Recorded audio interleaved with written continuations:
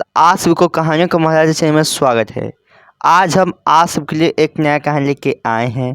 इस कहानी का नाम है आत्मा का खेल। चलिए इस कहानी को सुनते हैं। ये कहानी आकृति की है। वो गांव में रहती थी। आकृति पढ़ाई में बहुत तेज थी। उससे कुछ लड़कियां जलती थी। आकृति का एक दोस्त भी था। उसका नाम जीविका था। जीविका भी पढ़ाई में बहुत तेज थी।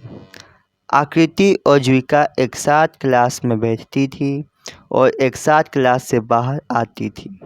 एक दिन जब आकृति के मम्मी पापा बाहर गए थे तो आकृति घर में अकेली थी। तो आकृति सोचती है कि अपनी फ्रेंड जीविका को बुला लेती हूँ।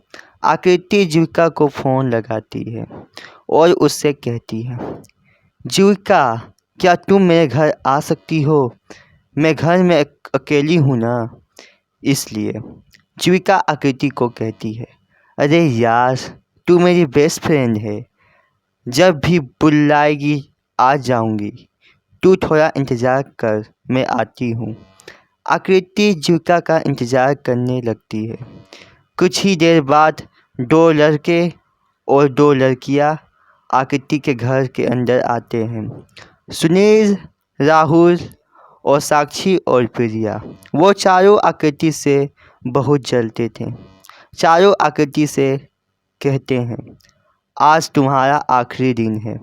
सुनील और राहुल आकृति का मुंह को चिपने लगे और साक्षी और प्रिया आकृति के पेट में खंजर मार देते हैं और आकृति को उसके घर के बगीचे में ही दफन कर देते हैं। चारों अपने घर चले जाते हैं।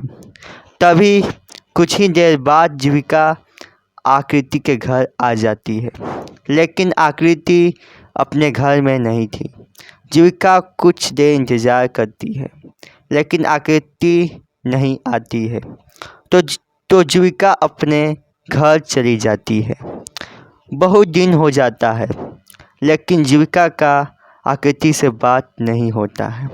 एक दिन जब जीविका अपने कमरे में सो रही थी, तभी जीविका के सपने में आकृति आती है और जीविका को साक्षी, प्रिया और राहुल, सुनील के बारे में सब कुछ बता देती है और जीविका से कहती है, तुम इन चारों को अपने घर बुलाओ। तभी जीविका नींद से जग जाती है। अगले दिन जीविका चारों को अपने घर बुलाती है। चारों जीविका के घर आ जाते हैं।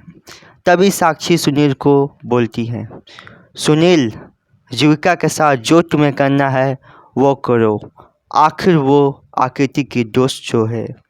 सुनील जैसे ही जीविका के कमरे में जाता है, वैसे ही आकृति सुनील के सामने आ जाती है और उसका गला धड़ से अलग कर देती है। आकृति सबको मौत का घाट पहुंचा देती है। आकृति जीविका को धन्यवाद करती है। जीविका के आंखों में आंसू था। वो अपना बेस्ट फ्रेंड को हमेशा हमेशा के लिए खो दी थी। देखते देखते आकृति जीविका के आंखों से ओझल हो जाती है। तो दोस्तों, अगर ये कहानी आप सबको पसंद आए तो हमारे चैनल को लाइक, कमेंट, सब्सक्राइब करना मत भूलिएगा दोस्तों। चलिए, गुड बाय।